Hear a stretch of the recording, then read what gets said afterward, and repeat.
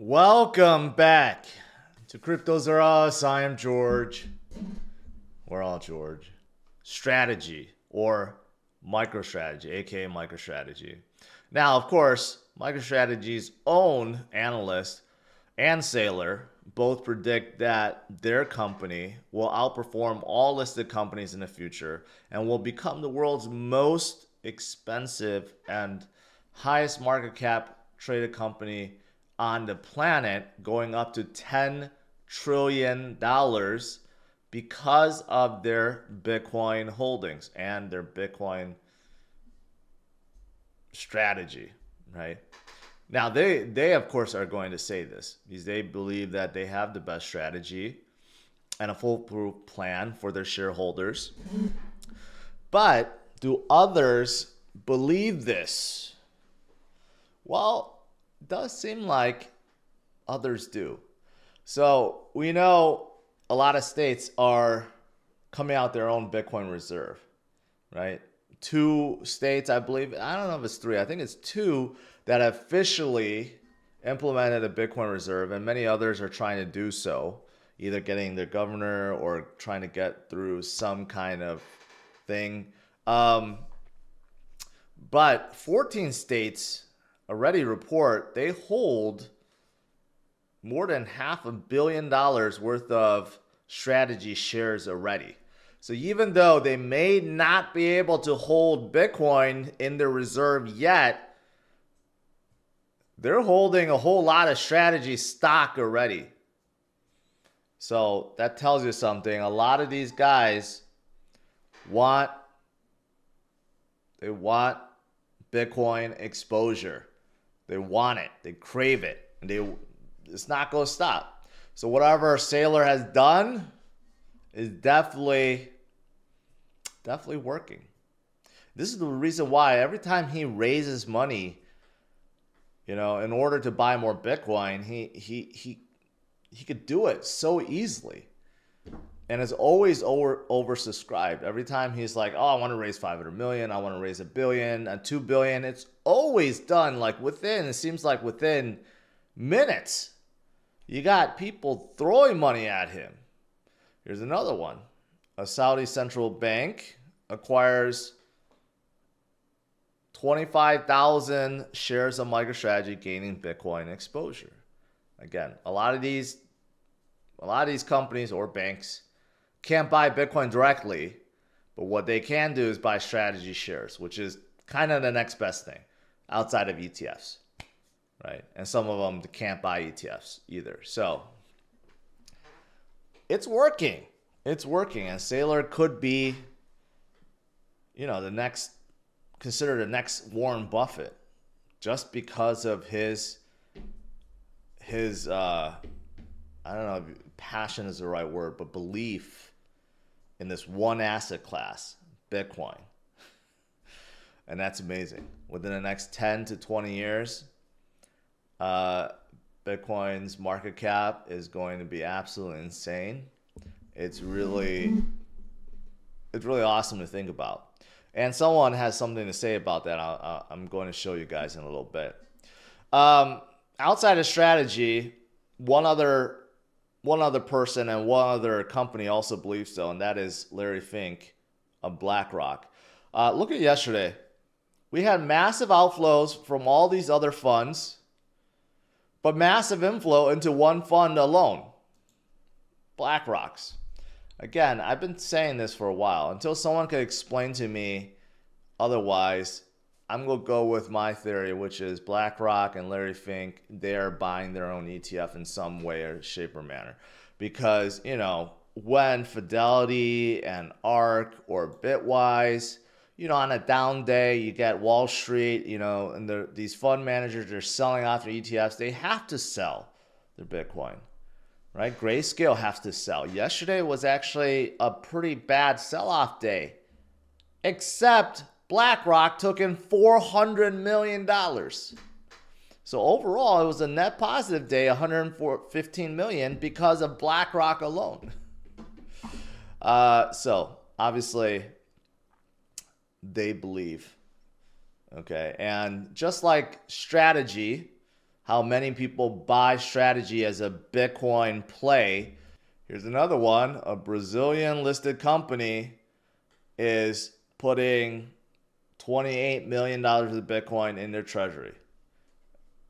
One after another, after another, after another, after another. This is going to add up to something. You're not just going to have endless accumulation and nothing happens. No, because of the scarcity factor, there's only limited amount of supply out there. This is all adding up. Ukraine, a lot of people don't know this. Ukraine has 40,000 Bitcoin. 40,000, okay? Through donations, through whatever, but they have 40,000 Bitcoin. The good thing is they haven't sold any of it. And it seems like they want to keep it too. So with the help of Binance, they may be creating a national reserve. I don't know why the IMF would be part of this. The IMF does not like Bitcoin at all, but whatever. So if Ukraine adopts a national reserve, puts the 40,000 Bitcoin in there, and makes sure that it's never sold, just like the US, that's great. That's great.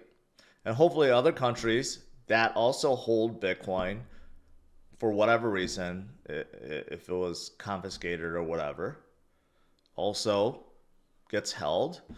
You know, unlike Germany. Germany had 30,000 Bitcoin, and then they were forced to sell it due to some archaic law. You know, we don't want to see that. We want to see these countries hold their Bitcoin. Yeah, so that's good. This is also good. I'm not going to try to pronounce that, but there is a large restaurant group in the Middle East that has established a Bitcoin treasury. This is also good. Again, I talk a lot about strategy and MetaPlanet and some of these other guys regularly because they keep on, you know, they keep on issuing debt to buy more Bitcoin. But it's not just them. We get more and more companies getting involved every single week, it seems like. And these guys, when they come in, they buy hundreds of millions right away. Again, it all adds up. It may not add to immediate price jump, but it all adds up. You know, billionaires around the world also. You know, like I talk about billionaires all the time. One of the richest men on earth from Mexico, Ricardo, I don't know if I forgot his last name. But he has like 70% of his portfolio in Bitcoin. I know the CEO of Standard Chartered, he says he has most of his portfolio in Bitcoin. And you got all these other people now, Asian billionaires, that have a ton of Bitcoin too. In fact, they're selling off their USD right now because of all the turmoil with the tariffs and stuff. And guess what? They're buying Bitcoin with it too. This is exactly why Bitcoin was actually created. Because of distrust in banks, distrust in governments, distrust in fiat. It was created as alternative gold. And we're actually really starting to see it play out. We actually see billionaires actually embrace Bitcoin. And that's really hard. These guys are really trying to protect their wealth. At this stage in their career, they're not trying, well, I shouldn't say, some are probably trying to still make more money and trying to become trillionaires. But at this stage in their, most of these guys, they're trying to protect their wealth. That's why a lot of them buy assets like real estate or gold or whatever, right? But for them to embrace Bitcoin, that shows you a lot, how much they trust it and you know how far Bitcoin has come. It's really a crazy, amazing thing. You just don't see this in prior cycles. You just don't see this. It's completely new. All these things, a lot of things I'm talking about, seems like it's been forever. It's only like within the last few years. Even in a 2021 cycle, we didn't hear about these things. It's all new. That's the crazy thing. We're starting this new path, and hopefully you guys are recognizing it. Bitcoin is on a totally different trajectory starting from here on out. And the landscape is going to be totally different. It really is. All right. A few other things. Coinbase's John Agostino, D'Agostino, says Bitcoin ETFs drives record inflows. Miner can't keep up. Well, that's obvious. Okay. There's only so much being produced, which is very little. Very little. It's like 450 per day or something like that. Okay. You got all the major corporate players and small corporations and countries and states and billionaires and long-term holders and even miners themselves that are buying. Again, the scarcity factor, it's important.